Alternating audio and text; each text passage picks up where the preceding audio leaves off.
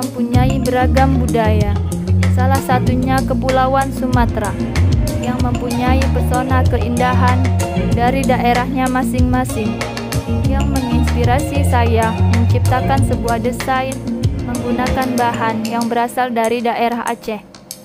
Pemilihan bahan batik berwarna merah melambangkan keberanian yang bermotif pintu Aceh, dan dikombinasikan warna putih polos yang berbahan lembut agar memberikan kenyamanan bagi wanita muslimah dan merupakan lambang kesucian.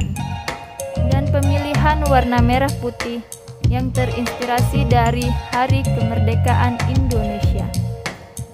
Dan detail di bagian lengan menggunakan rempel yang disamakan dengan bagian kerah.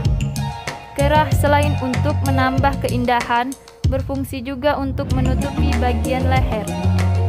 Bagian bawah leher yang berfungsi untuk menutupi bagian dada terinspirasi dari bunga yumpah sebagai simbol keindahan masyarakat Aceh.